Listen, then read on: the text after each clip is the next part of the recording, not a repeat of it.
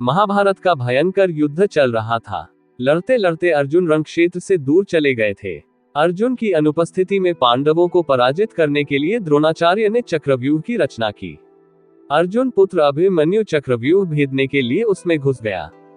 उसने कुशलतापूर्वक चक्रव्यूह के 6 चरण भेद लिए, लेकिन 7वें चरण में उसे दुर्योधन, जयद्रथ आदि 7 महारथियों ने घेर लिया और उस पर टूट पड़े। जयद्रथ ने पीछे से निहत्थे अभिमन्यु पर जोरदार प्रहार किया। वह वार इतना तीव्र था कि अभिमन्यु उसे सहन नहीं कर सका और वीरगति को प्राप्त हो गया। अभिमन्यु की मृत्यु का समाचार सुनकर अर्जुन क्रोध से पागल हो उठा। उसने प्रतिज्ञा की कि यदि अगले दिन सूर्यास्त से पहले उसने जयद्रथ का वध नहीं किया तो वह आत्मदाह कर लेगा।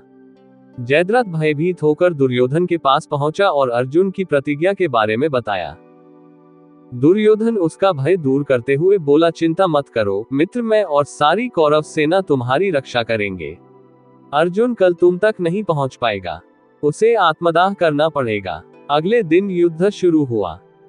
अर्जुन की आंखें जयद्रथ को ढूंढ रही थी, किंतु वह कहीं नहीं मिला। दिन बीतने लगा। धीरे धीरे अर्जुन की निराशा बढ़ती गई। ये देख श्री कृष्ण बोले, पार्थ, समय बीत रहा है और कौरव सेना ने जयद्रथ को रक्षा कवच में घेर रखा है। अतः तुम शीघ्रता से कौरव सेना का संहार करते हुए अपने लक्ष्य की ओर बढ़ो।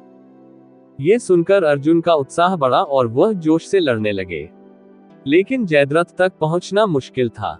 संध्या होने वाली थी। तब श्री कृष्ण ने अपनी माया फैला दी। इसके फलस्वरूप सूर्य बादलों में छिप गया और संध्या का भ्रम उत्पन्न हो गया। संध्या हो गई है और अब अर्जुन को प्रतिज्ञावश आत्मदाह करना होगा। ये सोचकर जयद्रथ और दुर्योधन खुशी से उछल पड़े। अर्जुन को आत्मदाह करते देखने के लिए जयद्रथ कौरव सेना के आगे आकर अट्टहास करने लगा। जयद्रथ को देखकर श्री कृष्ण बोले, पार्थ, तुम्हारा शत्रु तुम्हारे सामने खड़ा है। उठाओ अपना गांडीव और वध कर दो इसका। वह देखो, अभी सूर्यास्त नहीं हुआ है। ये कहकर उन्होंने अपनी माया समेट ली। देखते ही देखते सूर्य बादलों से निकल आया। सबकी दृष्टि आसमान की ओर उठ गई। सूर्य अभी भी चमक रहा था। ये देख जयद्रथ और दुर्योधन के पैरों तले जमीन खिसक गई। जयद्रथ भागने को हुआ, लेकिन तब तक अर्जुन ने अपना गांडीव उठा लिया था। तभी श्री कृष्ण चेतावनी देते हुए बोले, हे अर्जुन, जयद्रथ के पिता ने इसे वरदान दिया था कि जो इसका मस्तक जमीन पर गिराएगा उसका मस्तक भी 100 टुकड़ों में विभक्त हो जाएगा। इसलिए यदि इसका सिर जमीन पर गिरा तो तुम्हारे सिर के भी 100 टुकड़े हो जाएंगे।